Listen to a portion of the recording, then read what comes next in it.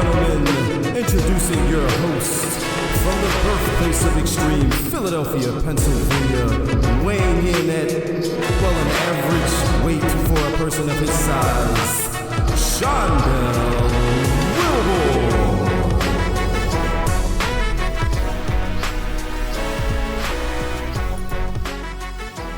And ladies and gentlemen, once again, I want to welcome you to another episode of the Buried in Booking Podcast, Wrestling Podcast. My name is Dell. That is Devin. Devin, once again, how are you, sir?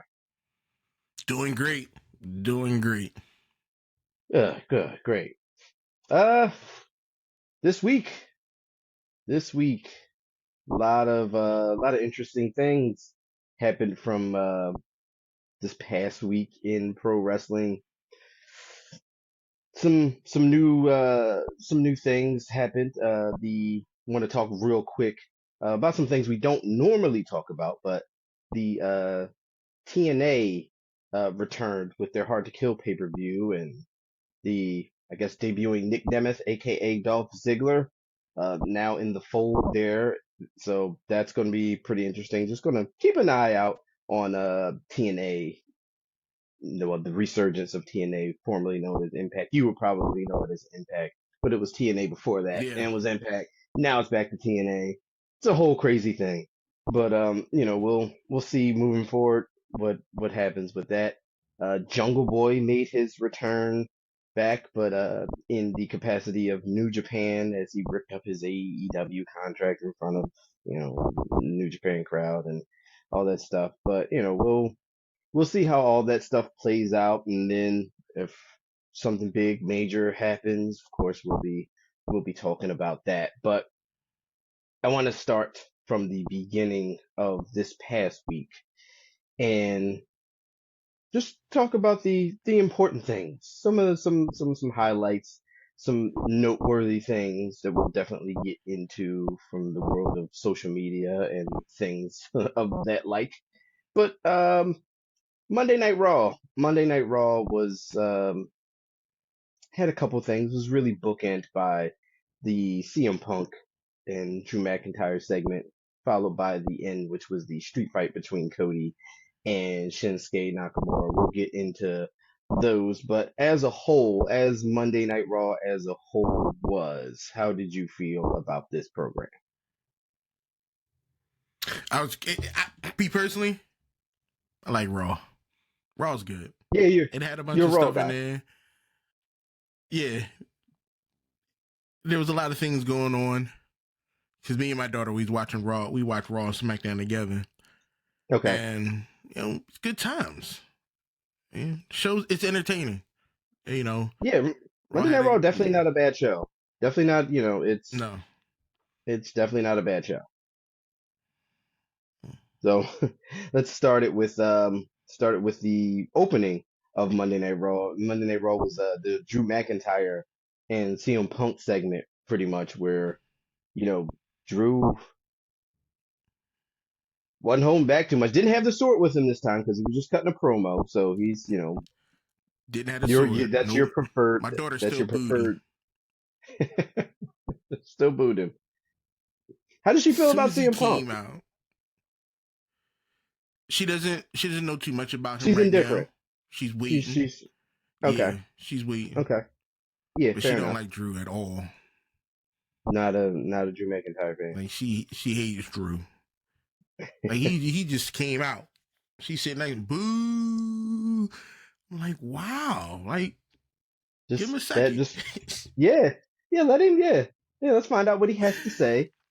Let's figure it out. But Drew McIntyre, I love this. I love this Drew McIntyre because he's not really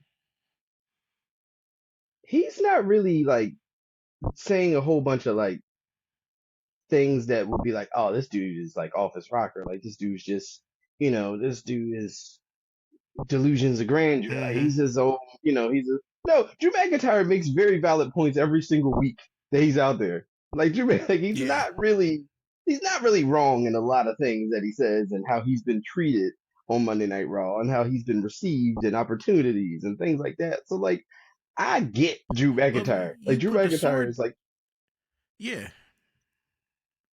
But if he put the sword down, and leave the sword alone, he would get more respect. So You for you, it's can't the carry sword. that dumbass weapon around. It's the sword. That's the reason. For you, yeah. So that and in the locker room, all of everything is like, yo, why does he keep carrying around that sword? Why does he keep carrying around the sword? Yeah. But he came out with he came out throwing some jabs. Yes, he did. Yeah, he did. He didn't hold back on Punk either. He called Yeah. CM Punk out. Punk came No. out. Uh, he wasn't you know wasn't holding back anything. Pretty much said Mm-mm. CM Punk called himself a locker room leader, and when he was younger and he needed a leader, CM Punk wasn't there. CM Punk, essentially the thing that everyone says about Punk when they're face to face with him is uh how self-centered he is, how selfish and all about him and ready to put his thumb on people, hold them down, and things like that. So Drew McIntyre said a little bit more of those things here about CM Punk, and he said he said that whole line about the demons, and he was like, oh, we all had our demons, but he's like, Punk, you're straight edge, you don't have demons, you are one. So I was like, oh, Drew came out with some hits, coming out, He spitting that did. stuff. He did. But CM Punk, kind of turned it around on him a little bit in CM Punk fashion, saying that you know, talking about leaders that who followed my lead on the way out. Drew McIntyre went and did his thing, came back, became a star, main event at WrestleMania, won the title. Now Punk says he's just trying to follow his lead, and then that spun into, of course, Mm-hmm. the promotion of the Royal Rumble, which is coming up in a couple of weeks, saying Punk pretty much is going to say he's winning the Royal Rumble, and he said if he's nice, he'll save Drew for last to throw him out of the Rumble and all that. So we're building other side things for the Rumble. Everybody's either getting announced or saying different things in preparation for the Royal Rumble, which I do still in my mind. I'm still thinking CM Punk wins the Royal Rumble and challenges Seth. I think Yeah, I that's I believe think so that's too. yeah, I think that's ultimately where we're gonna get with that. But yeah, but all in all, the segment with Drew and CM Punk, I mean, I get it, Drew. I definitely get it. Um, Speaking of Royal Rumble, we got Becky Lynch, Nia Jax stuff continues. Mm-hmm. So Rhea Ripley and Nia Jax into the mix also. Possible, some Rumble talks from there. So I mean, from Nia Jax's perspective, she's going to win the Royal Rumble. She's going to challenge Rhea Ripley at WrestleMania for the title and all this and that. But Becky Lynch is still not done with Nia Jax, clearly. So that all could turn into something, whether or not there's, Nia and Becky continue their thing by themselves, and then it spins on to either Nia or Becky against Rhea at Mania or whatever the case may be. We still got that storyline going on with Rhea and all that. Speaking of Rhea Ripley, Judgment Day's got a lot of problems. Judgment Day's got a A lot of lot. issues. They got a lot of things going on. Uh, Well, they haven't fully accepted that some members are a part of and some members aren't a part of. I still don't know why JD is around. I like. hey, look, the JD McDonough is still technically a part of the Judgment Day, even though some people who aren't a part I of the don't believe Judgment it. Day would like you to believe. So I don't we are believe it. also we got yeah, so we got Finn and Damien. You have DIYs looming around with them. You got Mm-hmm. Jax and Rhea. They got, internal problems, of course, still between each other. And then we got our truth. So I know you were ridiculously entertained by this R Truth video package, which was absolutely classic. It was hilarious. Um, Unbelievable. yeah. So just how, The best.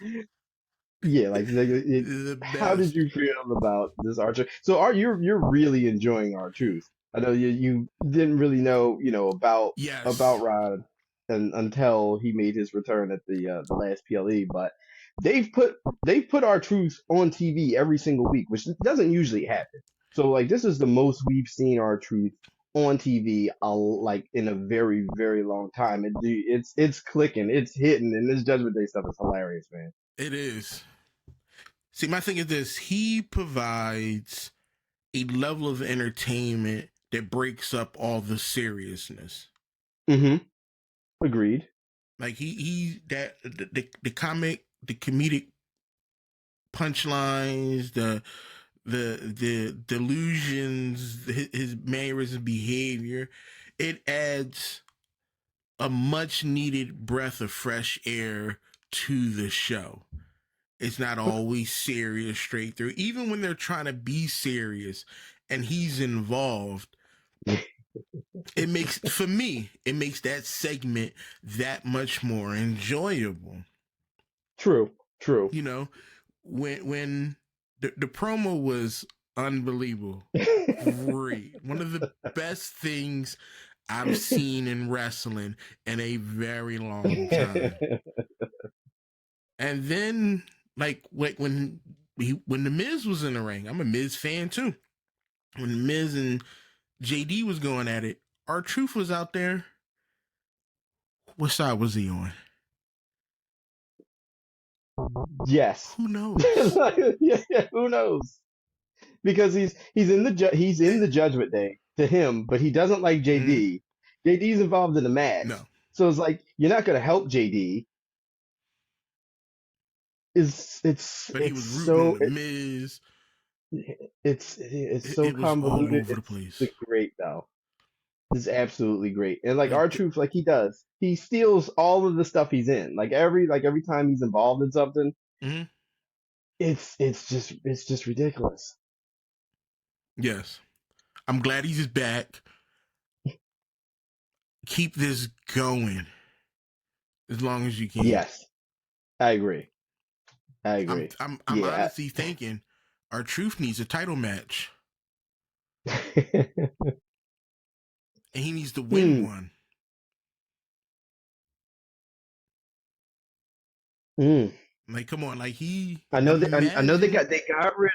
they got rid of the 24/7 title, which R Truth was like he's like a ridiculous number of I forget the count, like the actual number of like how many times he won the 24/7 Mm, championship. But it's like a ridiculous number of times he won it. But like just the times of that, I'm gonna have you go back and take a look at those segments and stuff. Like R Truth is 24/7 champion is hilarious stuff. Like absolutely, that was one of the good things about Raw, and that was back when Raw was kind of like, it wasn't really that great to watch. And then, but yeah, that part of it, yeah, that part of it was good. But I don't know, man. Maybe he teams with Miz. Maybe they win the tag team titles. Maybe something like that happens. yeah, something. You gotta keep the fire under him. Yeah, like You right now got he's to. hot. You Right gotta now, keep yeah. this going.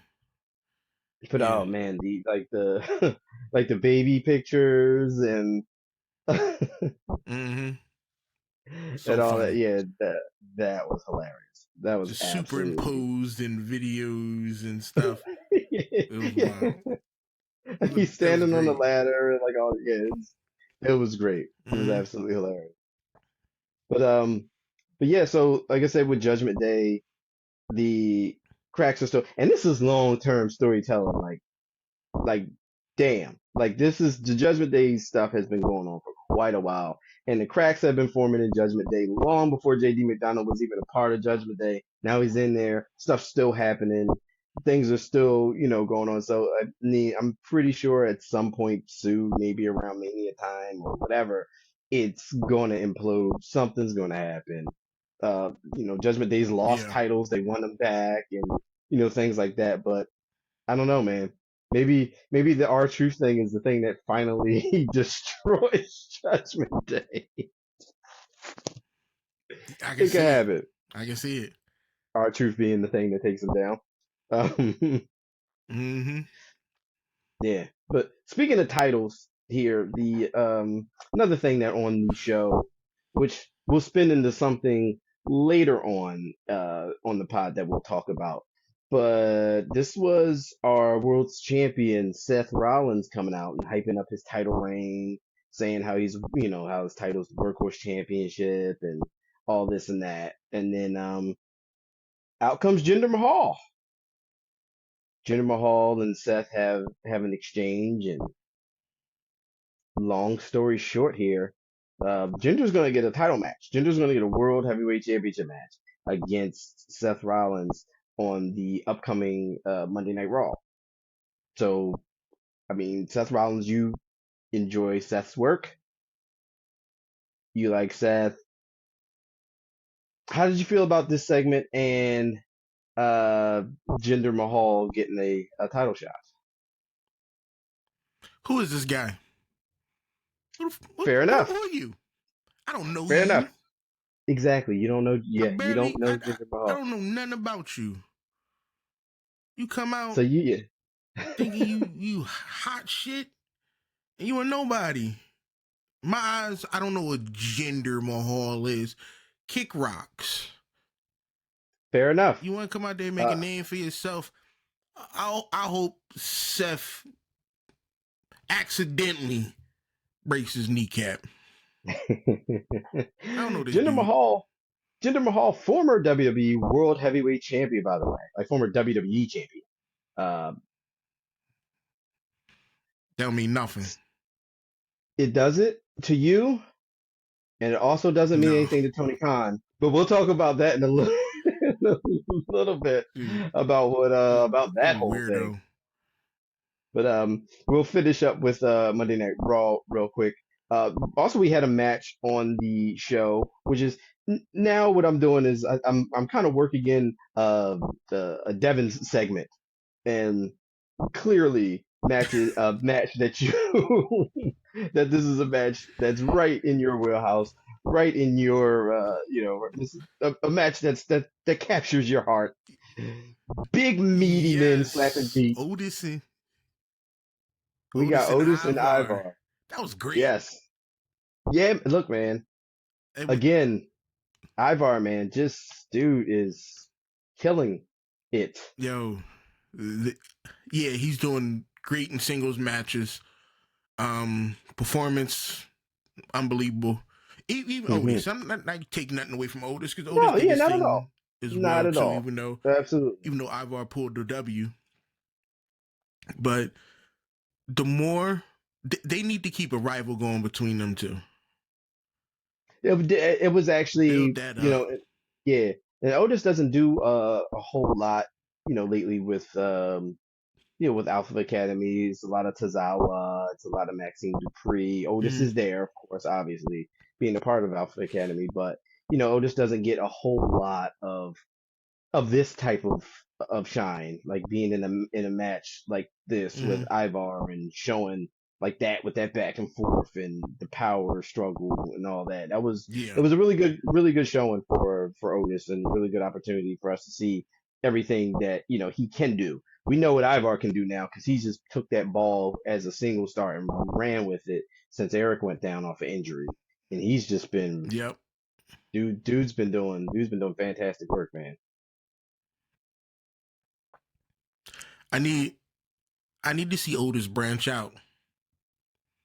I don't think Alpha Academy is doing him any justice. I don't. He might not. I don't feel as though maybe you think he would do better as like an unstoppable like heel. Like he's just like one of those like back breaking straight powerhouse doing work. I would love to see Otis just one day just get frustrated with everything and just snap. Completely destroys Gable. Completely destroys Gable and Tozawa. turns on him and He'd be just like, goes "Yo, his I'm own done with way. all of y'all." I can see a, a I can see serious Otis being something great. Otis. Yeah, Eh, yeah, okay. I would like that. Yeah. Huh. Yeah, Actually, that'd be good to I would see. actually that would be actually very interesting to see how a Mm-hmm. serious dominant heel Otis would would take shape. That would I'm here for it. Mm-hmm. Also, what I was here for was our main event of Monday Night Raw, and that main event saw the street fight between Cody Rhodes and your boy Shinsuke Nakamura. I was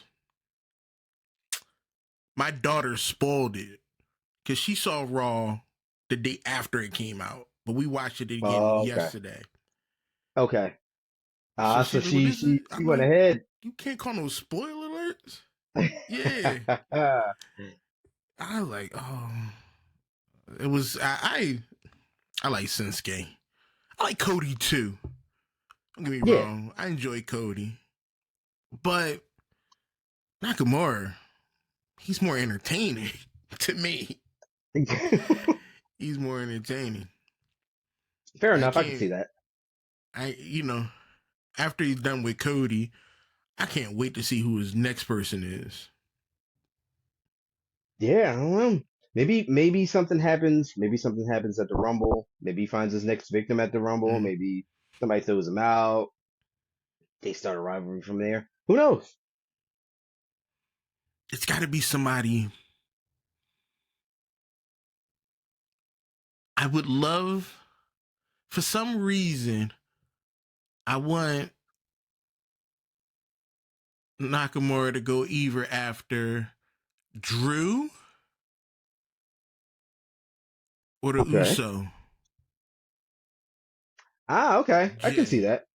I can see a Jey Uso Shinsuke thing. And made Jay, yeah, mainly Jay than Drew. Because I think Drew, like, Shinsuke would just annoy the shit out of Drew. Yeah. But I think he could really dig in deep with Jey With Uso. Jay. Yeah, I can see that. I can see that. Yeah, I can see that. It could be a hot that'd rivalry be fun to for Jay. watch. Yeah, Yeah, I can see that. and I don't I think can see that. Shinsuke should win. You know what I mean? Like, I don't want him to be lose against Jay.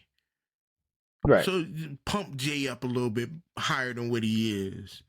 Yeah. Maybe they I do think something Shinsuke's that type simultaneously, of. something to get him some steam. I mean, because like I said, all Mm-hmm. signs are pointing to Jimmy versus Jay at WrestleMania. Maybe they do something, Yeah. simultaneously to keep Jay hot before that show. Mm-hmm. But yeah, no, Just have I Jay can totally walking see down the that. hall. Yeah, just have Jay walking down the hall, and he get the mist for no reason. For Don't say nothing. nothing. Don't announce it. Just hit him with the miss. And that's it. Next victim. Nice. Alrighty. Yeah, so that was Monday Night Raw. Of course, Cody Rhodes getting the win here. Like you said, with these rivalries with Shinsuke, you don't really want Shinsuke winning out in these rivalries, but just the Mm-mm. torture that he provides for these people and Yes. the the uh the mild to very hot inconvenience that he causes these people in their lives in Mm-hmm. is one of Yeah. is what we're looking for here. So all in all, good Monday Night Raw. Um, we're getting very close to the Royal Rumble in a couple of weeks, so things are taking shape there. Uh, which brings me to SmackDown. We're staying on the WWE side of it for a minute. This brings us to SmackDown, and SmackDown was there. It wasn't a Yeah. whole heck of a lot going on there. I mean, the Royal Rumble has the Fatal Four Way match between Roman Reigns, who of course wasn't on SmackDown, um, AJ Styles, Randy Orton, and LA Knight. So the whole show pretty much was Um, Jimmy and Solo representing the Bloodline, of course. Nick Aldis signed a six-man tag match between the three competitors who will be taking on Roman at the Royal Rumble and the Bloodline. But the Bloodline's minus one because Roman's not there. So they had to try to find themselves a partner. That whole thing went through multiple segments on the show. We've seen it before. Find a partner, insert person here, goes to different people trying to find partners for this. Yeah, that happened. Um, Mm-hmm. yeah, SmackDown, not really, not my favorite show of the week. It was some stuff happened. It's fine. Um, any standouts for you before we get to a couple of small segments that were okay for SmackDown? The Bianca and Bailey match. That was a good match. That was, That was a good yeah. match. Out of That was a good match. Actually, that was one of my out things of that to the talk about. yeah, but out of like the Santos team, I don't know these guys. I just call them the Santos Oh, team. Umberto and Against the Santos. LWO, I can see something. Yeah, I can see something brewing with them. Wasn't Yeah, too yeah, interested yeah. in This that. week it was like okay, yeah. This Uh, week was like whatever. It was just a tag team match, but of course they're gonna build to something. But it yeah. was okay. Mm. But yeah, it was Yeah, just but that Bianca and Bailey that stood out. pretty much, yeah. And then with the whole Bailey thing, of course, we're still getting towards as you're calling and everyone's calling. Bailey's gonna get kicked out of that group at some point. They Bailey did the whole heel thing with the knee spot, distracting the ref, and then them completely just not helping her, even though she was asking for the help. But They just stood there. they just kind of stood there. But we're spinning that. I don't know, man. Maybe I'm thinking possibly Bailey does win the Royal Rumble. Bailey does challenge Io. Could happen. It could happen. I don't know. Then she's definitely gonna be out. Yo, yeah. Then that's it. Like maybe Bailey wins the Royal Rumble. Then Has fighting back and forth whether or not she wants to take on Io or not. Maybe she gets kicked out of the group and then the choice is made perfectly clear for her. I don't know, but I kind of right now today as we mhm. talk here and as we record, I feel like Bailey could possibly win the Women's Royal Rumble.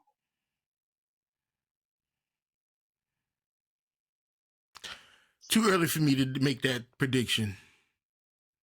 Fair Too enough. early for me. Fair enough. But we do agree that we both believe CM Punk is the Royal Rumble on the men's side. Yeah, that's Yeah, his. He wouldn't have signed to come back if he wasn't.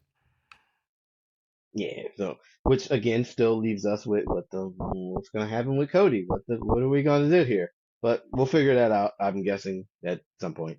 Um, the only other thing here was the the segment with the babyface 1 week, heel 1 week, babyface 1 week, heel 1 week.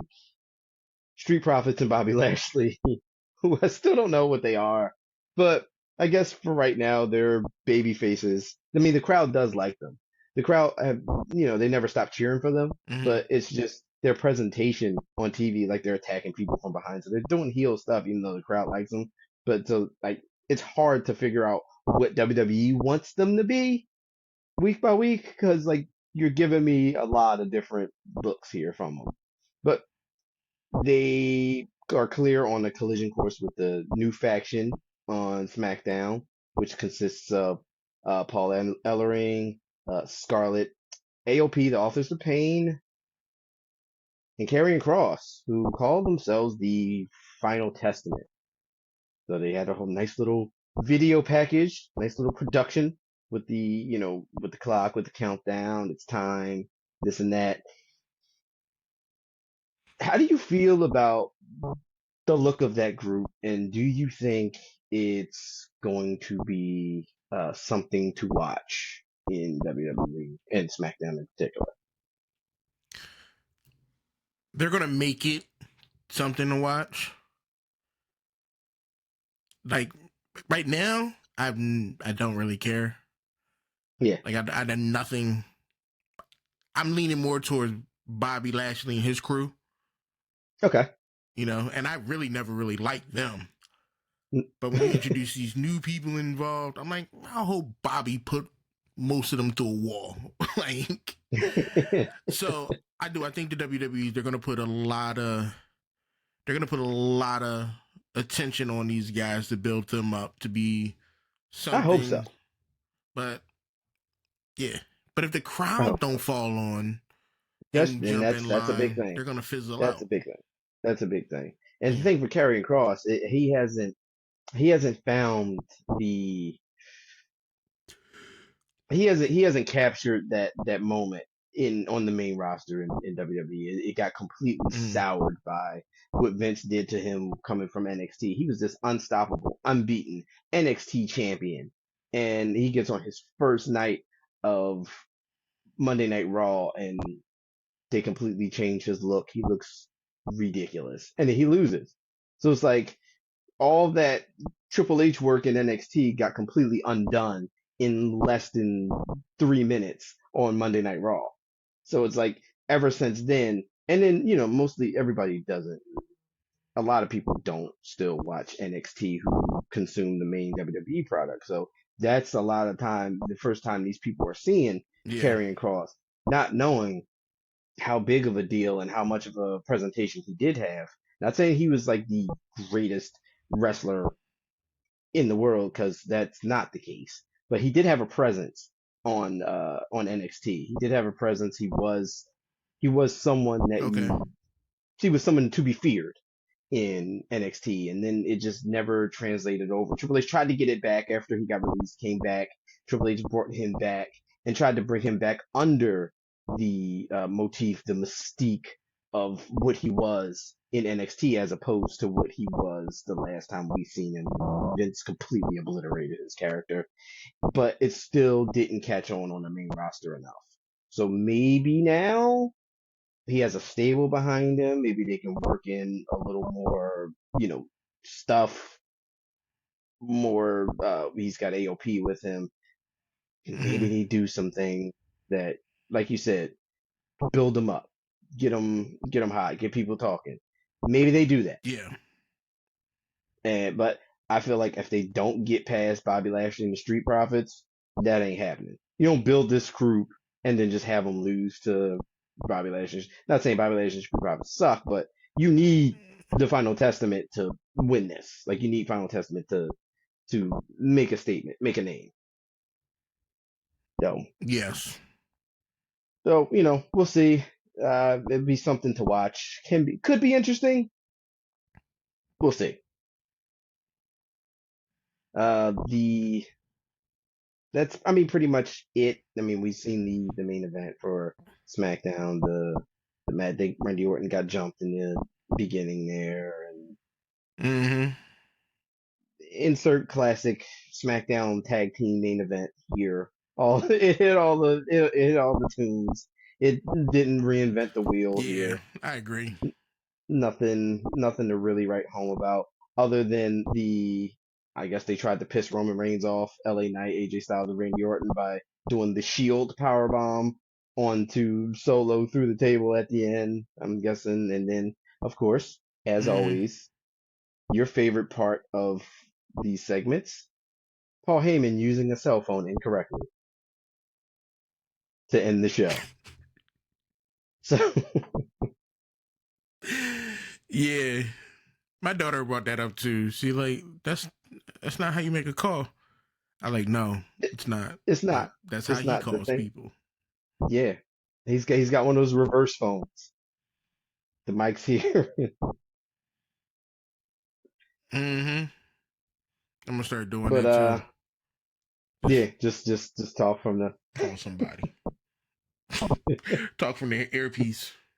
yeah, talk from the earpiece. But I think by now he does that. He knows it's wrong, but he can't change it. you can't go back now. It's what you No, do. it's part of you. Yeah, it's a character trait now. That's funny. On the back of his card is use his cell phone Mhm. incorrectly. One of his character traits. But all right. So speaking of using things incorrectly, let's jump over to something else that happened this week, and I'm going to talk about how Tony Khan uses social media incorrectly. Cause he does. That's This your is boy. not the first time. This is not the first time. Look, I want AEW to win. I do. I do. But again, and this is not the first time that it's happened. Again, Tony Khan is tripping on X, not the substance X, the social platform X. Yeah. This time it was in response to a post from the USA Network, who took like a slight little jab about the cage match ratings, which is what Tony Khan has stated before, talking in like media calls and things like that about using the cage match rating for analytics and stuff like that in terms of viewership and how matches did and Mm-hmm. things like that. So the fact that USA said that Yeah. completely set Tony Khan off. Like he just was decided he wanted to wanted to be spicy that day. And then he brought up the fact that people were upset about Samoa Joe and Hook having a championship match, like Hook challenging for the championship match, even though Hook has a great record, only one loss, and is a suitable challenger for Samoa Joe and all this. And then he talks on the flip side about the double standard being nobody's upset about Jinder Mahal getting a championship match against Seth Rollins, and Jinder Mahal hasn't had a match in a singles match in WWE in like a Well, I'm year. upset. You're upset. I'm upset about that though. I'm Yes, upset. you are. You are. A lot You are. upset. So yeah, so he's talking about Tony Khan's whole thing was, well, Jinder Mahal doesn't he like there was no validity to him getting a championship match. He hasn't even been on TV or won a match in over a year and all this and that. Which is I get it. I get that. Mm. However, Tony, like let's not forget about just the random people that get championship matches on your show all the time. All the time. It's not like Yeah. don't do this. Don't do this. You've given us much more to scratch our they heads about. literally just had. Yeah, they literally just had the Battle of the Belts. Yes, and a lot of people that are they, undeserving got tag teams got title matches. Orange Cassidy just started granting international championship matches against anybody. Riho comes back from like a year off every time and just gets a title match. Like I don't want to hear about that. And it's even not it's not a thing of, it's he's complaining about wins and losses, but it's one of those things where, one, you don't keep up with your own wins and losses half the time. And then two, it's only to like further a storyline. So what are you upset about? What are you really upset about? It's for storyline purposes only. And the fact that he has these hot takes, the fact that he does these this guy is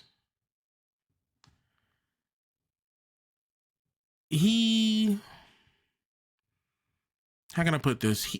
Tony Khan is that kid with a brand new toy who don't know how to act, and then gets mad and in control when somebody else has an even better toy.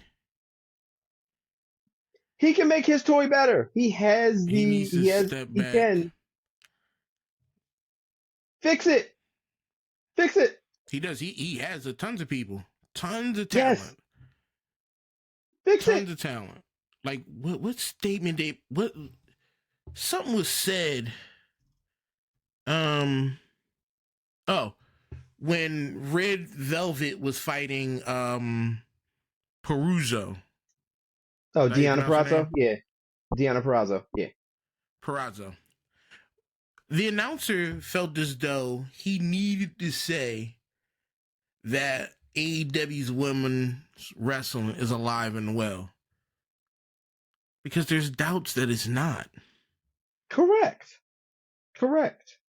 People like There, there, Deanna, people on there's the so roster, much like you things got going tons of on. people that could do this, but it has to be done. Yes. No. Yeah, and you know, and his Somebody whole need to thing, just. the whole He thing needs to. He don't have the with right people with him. no, because he does everything. He's the guy. He does everything. This is what he does. He has to be. He's the end all be all. So like he controls all of this, and he needs other people to do other things. Like you need more hands, more eyes, more thoughts, you know, more people with ideas. You need Mm-hmm. other people here to to build something. So you're not Yep. on Yep. X, Twitter, whatever you want to call it, acting a fool about this, and on the back end throwing in promotion for, you know, oh, watch this, you know, I'll say this whole thing to get people looking at it because you know, of course I'm tripping again on social media, but then at the bottom I'm going to put a promotion in for, hey, watch my show tonight, to get people to watch it. If you got to do this and put that stuff in the back so you can try to get extra promotion and put people on to your product, you're doing it wrong because they should already be watching it. They should already know that this is a show that they need to be watching because you've already done work.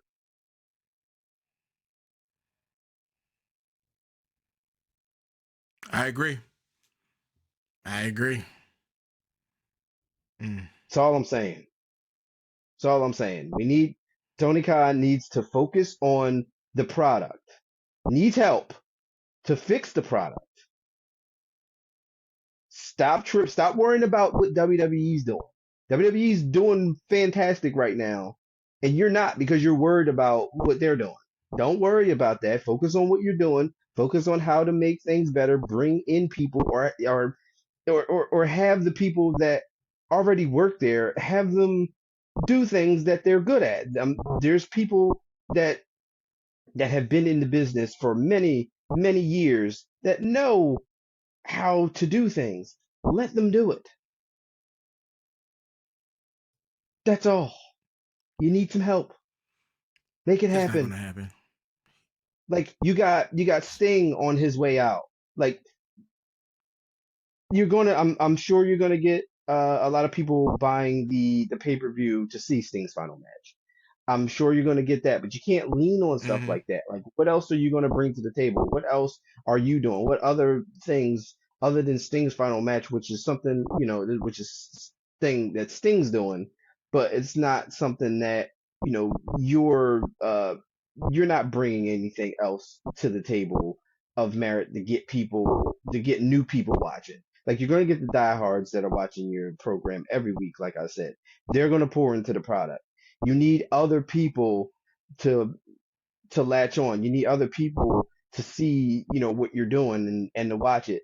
They don't need to see the owner, CEO, general manager, whatever you are of your company. They don't need to see that figurehead of the company tripping on social media as a means to, oh, I gotta watch this program. This dude seems wild. That's not the way you do it.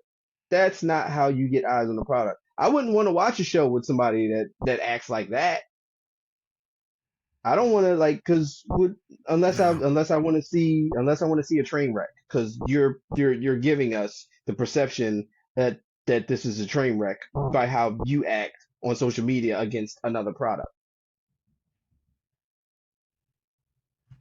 Mm-hmm. So I hope things I hope Wow. things come around. I hope Tony takes several chill pills and stays off of social media for a little bit, but I doubt that's going to happen. I legit doubt that's going to happen. And we'll be back here talking about it again, of course, because it's bound to happen again. Yep. But that's going to go ahead and do it for us on this episode of the Buried and Broken podcast. Want to thank you for joining us on the podcast. Please like, share, follow, subscribe, all that good stuff. Listen wherever you like to listen. Check us out on the YouTube videos. And we will see you next time. Thanks.